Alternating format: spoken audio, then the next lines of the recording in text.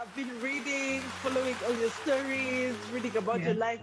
It's really phenomenal just to imagine how far you've come, the leadership roles you've undertaken, the projects you've done, the events you've held, the conferences you've held. And I really honor you for that. It's not a very easy journey to Thank you so much. accomplish. I So appreciate that. congratulations. Yes. Thank you. Yeah. So, for those who haven't read so much about you, maybe you want to tell the viewers about yourself and your biggest wins, your biggest dreams, and maybe someone is watching and wants to be like you, so you can Yeah. give them some tips how to become the president, Florence Nyole. All right. Thank you very much, Architect Jennifer, for having me. First of all, I wish to really appreciate this opportunity that you've given to me to have this interview. And I'm really grateful that even though we are worlds apart, through Zoom, we are able to have this connection. And therefore, that means so many other people will be able to watch this and listen to this and many other interviews that you've held. And congratulations on what you're doing, in your sphere and pushing us and putting us out there in the limelight. So congratulations on that as well. And it's a privilege and honor to be part of this. For me, I'm an architect. I've been practicing for about 10 years now, heading to 11. Yes, I'm still in the sphere of architecture that's considered still very young. But I had the privilege of working with an organization that, of course, that was owned by men, but the men who were there were really keen on ensuring that women are leading, they're part of projects and doing that. So it helped me to also somehow fast track some of the things that I've been able to do. So for me right now, as I had said before, I am the past president of the East Africa Institute of Architects. I just handed over leadership to Tanzania. Right now in Kenya, yes, I'm the vice president of the Architectural Association of Kenya, and we have a gentleman who's our president. But before that, we also had two other ladies who definitely are phenomenal women. We had architect Emma Miloyo and architect Mugore Njendu, and now we have architect Wilson Mugambi. So we have a phenomenal group of women who've gone ahead of us and paved the way and really pioneered, so that we're able to also fall in place and do that which is ours. So right now I sit as the vice president, and at the Architectural Association, I lead what we call the advocacy and research, which falls squarely on my shoulders. And that's really the core of what we do at the Architectural Association of Kenya. We do a lot of advocacy for our profession, for our especially because the way the Architectural Association of Kenya is arranged is that it's not only for architects. We have engineers who are part of our organization. We have quantity surveyors, we have planners, we have environmental design consultants, we have construction project managers, we have landscape architects as well. So those about 7 chapters actually that are part of our association form sort of what you call the architectural. That's why it's architectural, not necessarily just architects, but Architectural Association of Kenya. So that's where I sit at the moment.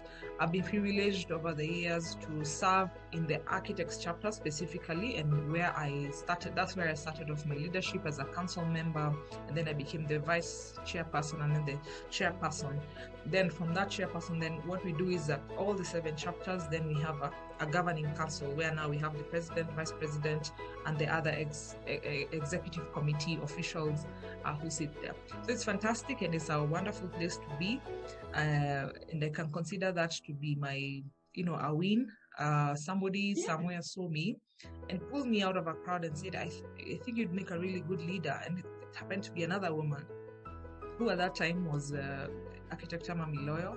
She said, hey, let me nominate you to this position for council member at the chapter. And that's how I started my journey, and I moved there. And from then on, you garner friends and colleagues and people who push you towards the front. And eventually, I was then able to lead the East Africa Institute of Architects, because you lead when you're still at the chapter level. Before now, you come and lead yes, you come and lead the Architectural Association on that side. So I'm really grateful for this opportunity, and I'm happy to be prompted by you even as we go along. You've asked about my biggest wins. Being a leader is not necessarily a very easy thing, but being able to come this far and to get a lot of support is a big win. We have a big win for women, a big win for professionals in the industry, and it's a good thing for us. It's good to see that we are as capable as those men who have also led us. We're just as capable, and perhaps I can dare say that we do bring out a lot more excitement, a lot more detail, and a lot more engagement within our profession, even as we move forward. So it's a privilege and an honor to be able to be there. And it has given us a platform so that we're able to also look at women issues. You're talking about how, our countries here in Africa are struggling when it comes to, spaces that are humane, spaces that are designed, with a lot of human touch and where the human is at the center of it. That's where women have a feeling for that, and we're able to bring out details, we're able to bring out certain elements within those designs that will cater for that part of the human being that, may sometimes be overlooked, if other people are on the project. So we have that opportunity, and it's a really a big one for us here in Kenya. I think as we move along, I'll be happy to inform you about the projects that I've worked on. So I'll be looking forward to your prompt on the same. Yes. No, first I need to acknowledge your leadership journey. I think you're in a very unique situation because you have led at the East African level and at the Kenyan level. I think that's very unique. Because in Southern Africa, we don't get that. You don't get to lead at the Southern Africa Architects Chapter. I mean, we don't have that. So well done and congratulations. That's very unique. And thank you. It seems to me that in East Africa, there's a very strong network of women in leadership in architecture. Like you've mentioned the ladies who came before you in the Kenyan chapter and the Architects Association of Kenya, but also in the East African Association. And then we also have a number of women in Uganda who are leaders in architecture. I think the Uganda Society of Architects president is also a lady, and a number of the committee members are actually women. And you've said you've handed over your presidency to Tanzania. Yes. Is she a lady as well? Or I handed over to a gentleman, but the Secretary General is a lady. So there's still and not one but two women within now the leadership of the East Africa Institute, which we are very privileged about. Just to give a good highlight is that the East African Institute of Architects, was started back in 1913, so it's really old. Yes, in 2013 we celebrated 100 years. In a couple of years we'll be celebrating 110 years. And during that whole period of time, there's only been 2 lady architects, at least as far as we know, as far as much history as we know, myself and another lady from Tanzania, who've been leaders. Women leaders in the institute. The institute is comprised of right now we have 4 active members. That is Kenya, Tanzania, Uganda, and Rwanda. We did have Burundi on board, but because of the situation in the country, it's not really easy to work with them. We've also been having talks with South Sudan and Sudan in itself. And even as we speak right now, I know there are conversations about even bringing on board, even just by association, architects in the DRC Congo. Though it's very large, wow. It's actually Central Africa, but part of it, a large extent of it, borders Tanzania, borders Uganda and Rwanda, and a lot of architects who actually practice in the eastern part of Congo are actually from Rwanda and Uganda. So there is still conversations about that, and it's very important to have this what you call regional leadership blocks, because you're also able to find work together and really exchange a lot of information and exchange practicing opportunities across the borders, and it encourages us very, very much. That's really strong because I haven't seen that in other parts of Africa, where the region, Yes. um, where the architecture profession is organized as a region. Mm-hmm. I've seen that in a country. I've seen that in, for example, Zimbabwe, Botswana, South Africa, Mozambique, but I haven't seen that such a strong regional Yeah. um, organization of the architecture profession. I think that's very. But are we realizing any regional growth, like because now the architectural associations are organized as a region, the whole East African. Yes. Is that influencing any form of regional growth or architectural leadership? Yes. We are beginning to, in 2010, 2011, the East Yeah. African Institute of Architects, we were able to sign on what you call the Mutual Recognition Agreement, which means that as an architect, I can practice in Rwanda, I can practice in Uganda, and vice versa. Really? Yes, because all I have to do is show that I'm registered in Kenya, which is my home country, and present my papers, the equivalent of the board in Rwanda, equivalent of the board in Uganda. I know right now even Tanzania has gotten a go-ahead to also sign onto the MRA. Yeah, it's very good, because then that means we're able to exchange architectural work that is available. It's possible that if a region has less architects, people are able to find work in those areas and practice. It really opens up the borders, because after all, the East African community is also used to be a very, very strong, a strong regional community organization back in the day. For a very long time, at least the three countries, Uganda, Tanzania, and Kenya, we were a strong regional bloc, in terms of the East African community.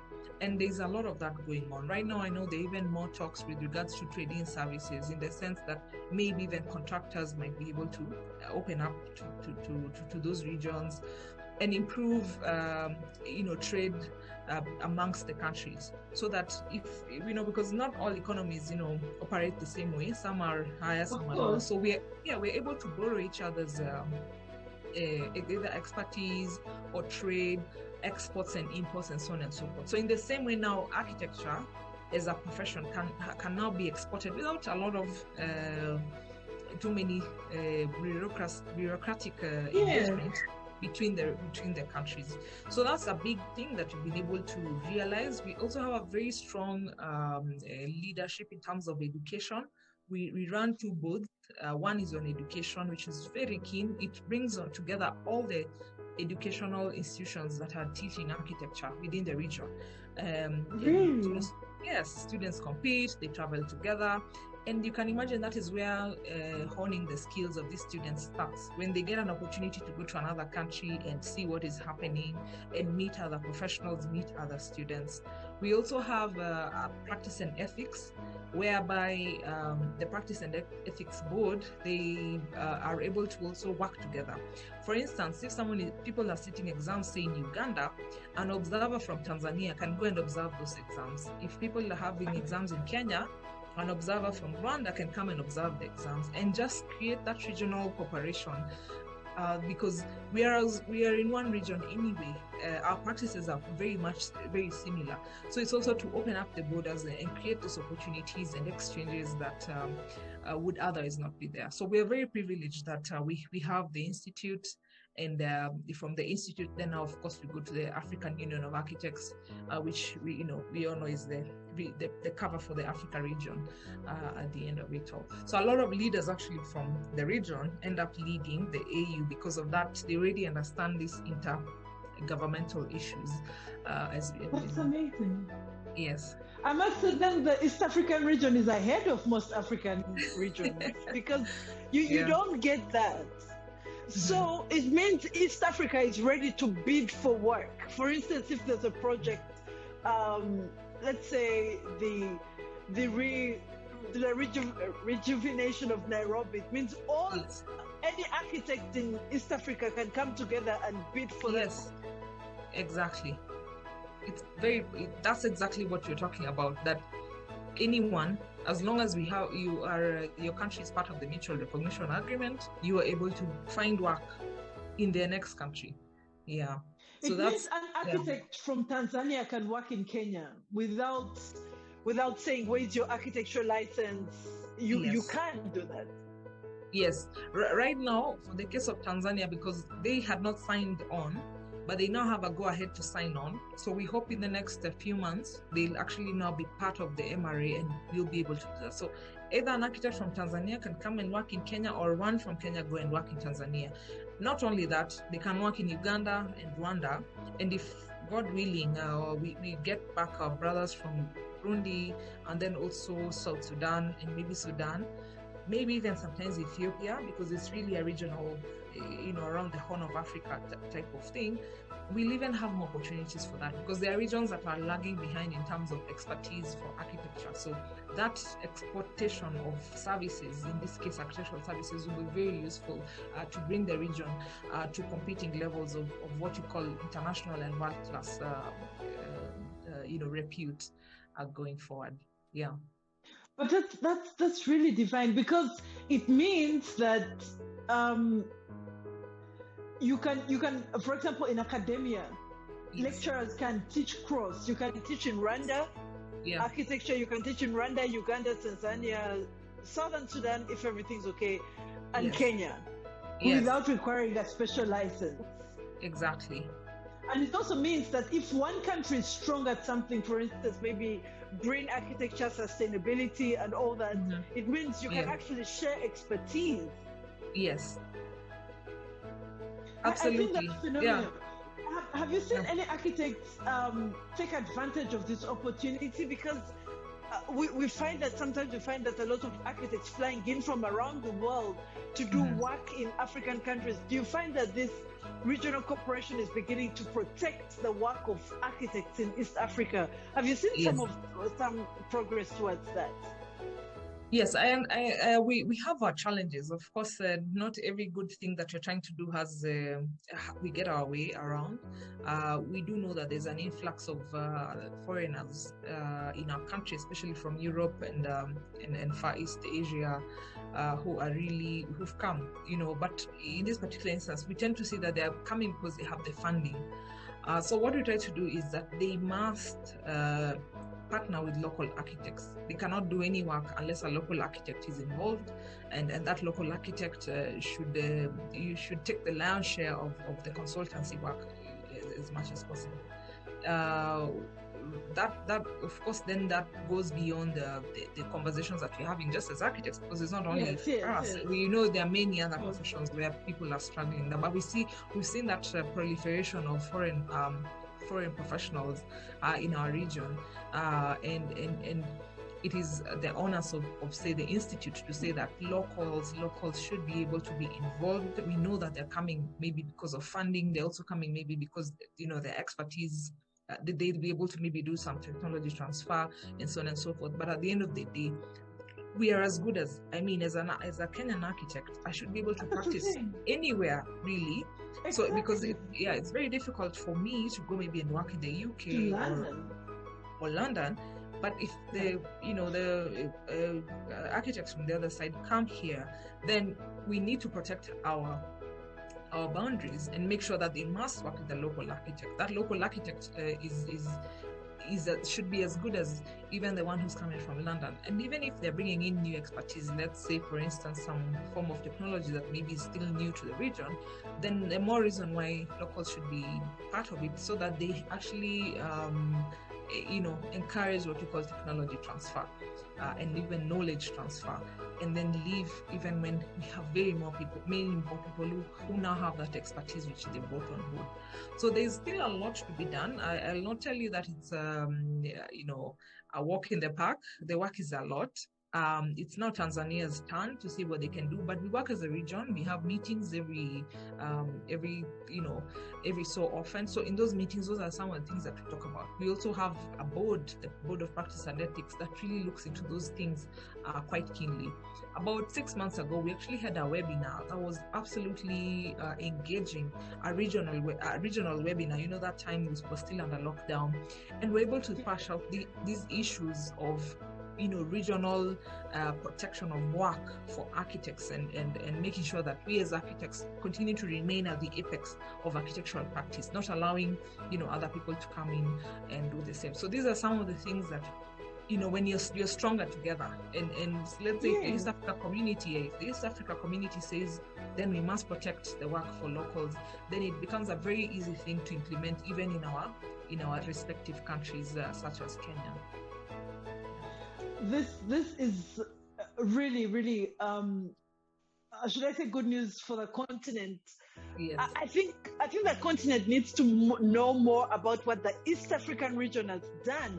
The power in the unity of combining Uganda, Kenya, Tanzania, Rwanda, and South Sudan coming on board. I think there's very strong power in that. And I think what would really be good is to see how progressively the unity grows to protect the cities, the jobs, the opportunities, but also maybe to see some innovations coming out of this East African solidarity, because we want to see more technologies in the built environment coming out of the East African region, not imported. We want to see more bricks, cement, types of tiles, name it, windows, glass, everything being manufactured as a result of this solidarity in the East African community. And I think that would really, really be a boost for the East African community, because some of the things that we face as African countries is that level of importation of materials, of building technologies. And yes, we've got the expertise, especially now a region like East Africa that is growing in terms of solidarity and expertise, integration. Florence, the other thing that we see a disparity, especially it's also prevalent in Kenya, is we want to see more architects involved in the grassroots. How can yourself, as someone in leadership, help? Or I know you have already been involved. Maybe share with the world some of those community involvement, so that we can get inspiration and also lift other African countries the way you have done. Jennifer, that's a very important question, and it's something that I think everyone who's a profession always aspires to either give back to the community or go back and work in the community. At the Architectural Association of Kenya, we have, maybe we work on it in two ways, and many others, but two major ways that right now we're working on is we have what within our advocacy and research, we have a day that we call the Je Una Mjengo. Now this is a Kiswahili word. What it means is that, do you have a building? Okay. Are you building physically? Are you building? Yes. Are you building? Do you have a building that you're putting up? Mjengo. Mjengo is a building. And what we do is that we go out to the streets and discuss with the public, literally. Like, we just set up a tent out there, and architects, engineers, all professionals within AK, the 7 of the chapters, we literally have a clinic that runs an entire day. We've only recently just started it. Now we will be doing it for the 4th or 5th year, maybe 5th year now. And amazing. We've been told that maybe we are focusing so much on Nairobi, so we need to go out there. So maybe that's also something that we are doing. So we are saying that we need maybe to go to the local grassroots, the communities, because it's a very good thing. Somebody usually assumes that an architect is so, elitist, like they cannot. Yes, in the office. They must be in the office. They must do, very serious work. But sometimes it's very small solutions, like providing clean sanitation using innovative ideas. providing solutions for, shelter for kids, how do you make sure that what they so-called informal settlements, we use materials that can keep them warm at night and reduce the heat during the day, getting into the environmental aspects of construction. We're also looking at lowering the cost. Everybody will always talk about money. How can we use innovative materials and innovative technology to lower the cost of construction at the end of the day? So those are some of the things that we've just commenced, because we realize that we may be talking so much to people who already know that they need architects. We need to go out there and talk to those who do not know that an architect will do for you things that will save you money, will give you a very good design, will even take the headache out of you when it comes to supervision and so on and so forth. So we have tried to spread the word out there, and I think in the next phase of it, we will now be going regionally across Kenya. We hope to be able to do that, and at the same time also have a continuous education of the public, because the public is really not aware of what professionals do. They just hear architect and they take off. What is an architect? Yeah. Yes. They take off because they are worried. Yeah. They're saying, "Oh, yeah, you're going to charge 1 million shillings." So, yes. So that's one thing we are doing, and we hope in the next phase we go to the regions and maybe position ourselves in the grassroots areas, like the informal settlements that we have in the country, or areas where we are beginning to see a lot of development taking place and there's no engagement of architects in those regions. The other way we do it, Jennifer, is that within advocacy and research, we try to work on projects like, I can say maybe one of type of projects. The first one, we're currently working with an organization called the KDI. This is the Concrete Design Initiative. They got some good funding, and they want to use AK as their sort of implementing partner. So we are working with them. Yeah, within our informal settlements, which may be similar to Soweto, it's called Kibera, and within Kibera, there's a riparian way, where a river passes, and it has been grabbed. It is not clean. People are doing completely different things from what that riparian is supposed to be. A riparian really within a river should be a public space. It should be a clean space, and these spaces will help the community to breathe, to have places where when you're tired, you can just walk down to the river, you can fish, you can do so many things. In those public spaces. So we are helping them with that kind of a project, where we're trying to say that maybe even as we are thinking about the construction of their homes, to move from looking like shacks to something that's dignified, we can also look at how to improve public spaces, because you'll find that informal settlements are highly, I can say they have high population. They have a high population of people. And where you have high population of people then need spaces to breathe, to hang around. Where do the children play? So what we're doing is that we're talking about infrastructure that is integrated and inclusive, and has actually been designed together with those who are in those areas. So we are working with the community there to be able to do the same. This is our pilot project, and we hope we'll be able to do this and maybe distribute the idea that will come with it, or the prototype that will we will eventually implement and take it to other informal settlements. So this is just some of the things that we're doing. Of course, AAK, just like any other organization, is non-profit, and our revenue streams. Yeah, our revenue streams is really from the subscription of our members, and so we really need those partners, and we're trying to do the same. One other thing, or two other things I just want to highlight. One, we have also a company that we're working with. They're called 14 Trees, and they want to introduce 3D printing to Kenya, and we are working with them to do this. And they're not doing 3D printing for high end; they're doing 3D printing for schools, public schools. Lower end. Yes. So that's also something that we are working on. We also have a partnership with Habitat for Humanity, which we just recently got.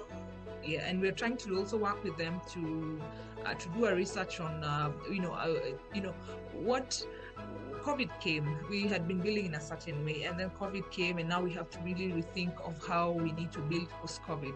So we are doing a research with here in Kenya. We know that we also have an issue of malaria. So homes how do you ensure that homes are protected from the mosquitoes and stuff like that. So we have partnerships, and we're trying to put together partnerships that can enable us to reach those who are, in the grassroots within our nation. Florence, what you have said about Kenya, I haven't seen in any other parts, any other country. No. Yeah. For architects to go out on the street and carry out the public information sessions. Yeah. No, we're not there yet. Not in Southern Africa. We're not there yet. Yeah. I think that is commendable. Thank you. Maybe one day when you're actually carrying this out, maybe you'll give us a virtual tour. Yes, we'll connect and you'll actually show us how it's happening. These are things we've had or we talk about in theory that this is possible, and but to know that it's happening in Kenya, congratulations. Thank you so much. Yeah, we are not there yet.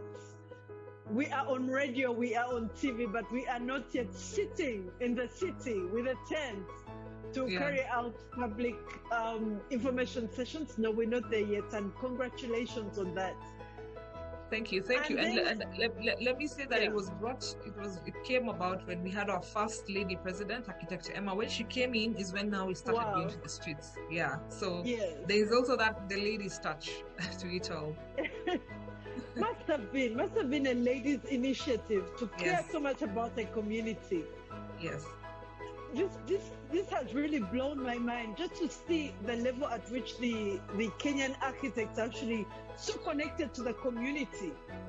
I mean, or have a drive to, and that's your chapter, Florence, the advocacy chapter, how you really go out of your way to ensure that the architect is not just in the office behind a laptop or behind a computer, but you're actually doing real community work and you're engaging the community.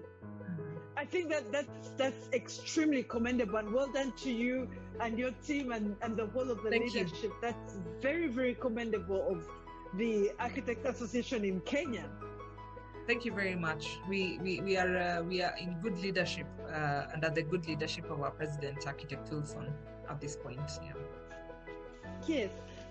Architect Florence. Yes. You had all the resources in the world. What else would your portfolio do? I mean, you've done so much already. You are in innovation, you are in advocacy, you are in materials, you are in networking across countries, you are in, I think that you're in the professional development, you are in the whole licensing, ensuring that the license is strong and it works and it builds not just Kenya, but the East African region. What else is there? It seems you are on top of the game, but what else? Not yet. What else? Not yet. No, we are just beginning. It's just the beginning. For me, I can say, the way they say architecture is an old man's career. Then I believe I still have very many years of practice ahead of me. So it's just the beginning. And I think the most important thing is, like I was telling you, the alignment. I work in an architectural firm called Warren Associates. And in that particular firm, I was absolutely, you're given all the powers. Like, somebody does not curtail your freedom, and they allow you to think and to innovate and to design and to do what it is you need to do, and even grow. Becomes a good place to grow as a leader, because then you end up leading projects that otherwise, when you're so young in your profession, nobody would have allowed me to do the same. So I really appreciate that, and thereafter, then it's to align myself with people who we are like-minded. We are looking at innovation. We're looking at cost cutting, not cutting costs, but how do you reduce or make it affordable, so to speak. You're still using the same, sound design. So for me, if I had all the resources in the world, I'm very passionate about schools. I think schools bear an imprint in the mind of a young child and the mind of somebody who's growing. And if schools were built in a way that they would encourage the psyche of the child to understand, to grow better, to learn even better as we move forward, I think that's where we need to put our resources. Schools are like, I don't know, the same way, you know, all the time you're talking, you always say, I remember my friend, we were playing in the field when we were kids. Yeah. You always refer to your school all the time. And so it's a very important stage for children. And the way schools are done, I must say, you know, in especially our public schools, is that they do not really encourage innovation. They don't encourage openness or creativity for students. So I would put my efforts there. I would definitely put my efforts in school design and to enable us to get to where we're going to. Why I'm saying that is I had the privilege of working on a leadership school in the Mara, and actually we won an award for that school. But then thereafter, I got an opportunity to work with an organization called the African Wildlife Foundation, and they were doing schools, you know, in various regions across Africa. And the school becomes almost like a community resource center of sort. So it also brings communities around, especially in our African context, where the school is where the children go, but also when we have meetings, we will go there. When we have conversations, you know, public participation issues, people actually go to the school to do these things. So I found myself in a place where I that passion has grown in me, and that's what I would want to do. Like, I would want to see how we can create schools and spaces for schools that are absolutely amazing, exciting, and very designed in a way that it encourages innovation, it encourages growth. Here in Kenya, we have what we're calling we have a new curriculum that's being rolled out. It's called the CBC. It's called the the competency-based curriculum. Now, the competency-based curriculum is very important because it looks at the competency of the child. But but even as we are moving into the new curriculum, the spaces we have are yet to respond to that curriculum in terms of space and design. So that's where I am. That's my dream, to do schools, or even do prototype of schools that, you know, you can say this is a model school. I think this school would encourage students to do everything, so that they have if you're art oriented, you have space for art. If you're science oriented, you are in the science spaces. If you're a field person, you know, there are people who, and you know, Kenya is very well known for marathons, and children are nurtured. They are nurtured when they're kids to run, so you get into that field. So that's maybe I can say my little dream, and I hope it will be not a little thing. Big dream. Yeah. That's a big dream, and yes, I think you're very spot on with that, because especially in the early years development, if we can get that skills, like you've said, competence